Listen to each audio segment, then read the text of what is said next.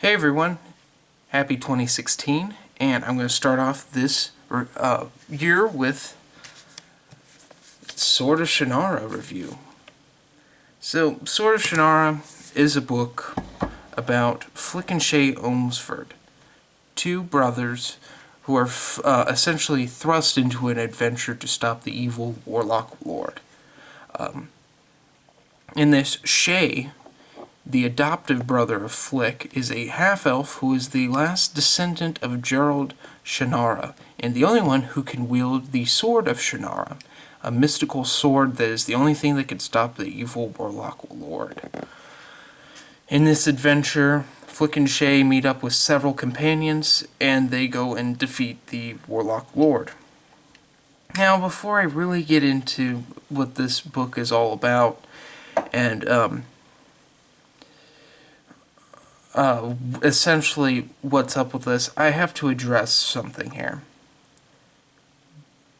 This is very heavily influenced on the entire Lord of the Rings trilogy. It's like a fast-paced version of all three Lord of the Rings books all thrown into one book.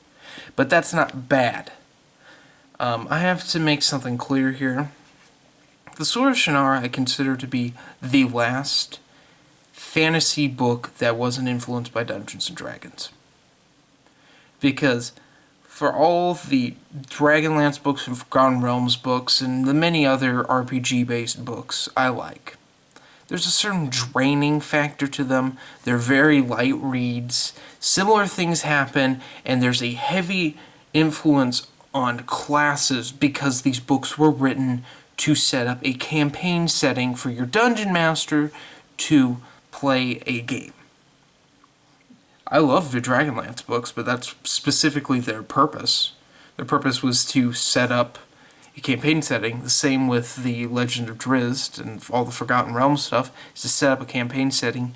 Warhammer books are that way, Warhammer 40k books are that way, so on and so forth. There are exceptions to this, of course.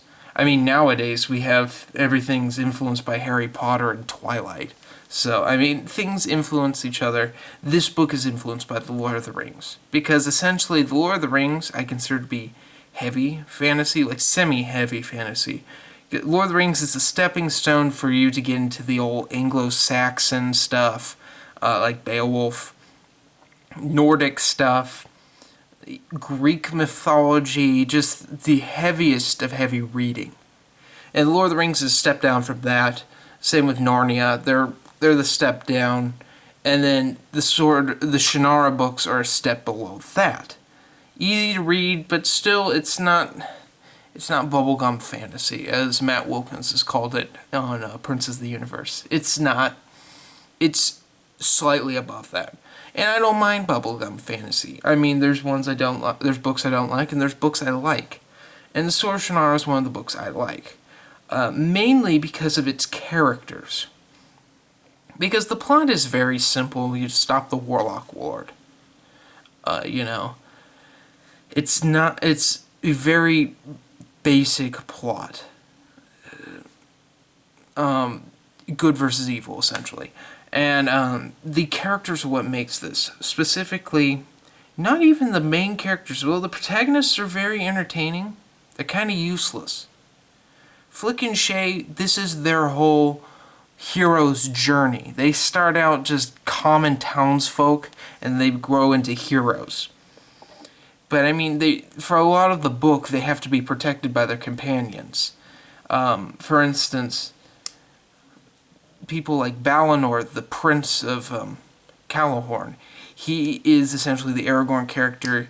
He's a prince, but he sort of left his kingdom, and he's doing ranger type things. And then we have like one of my favorite characters, Minion Lee, a prince of a small kingdom of Lee. Minion is sort of a Han Solo-esque character. He's just really entertaining. Then we have like Panamon Krill, a highwayman that Shay meets up with near the end. I mean, so on and so forth. But one of the things I really liked were there were no orcs or goblins in this book.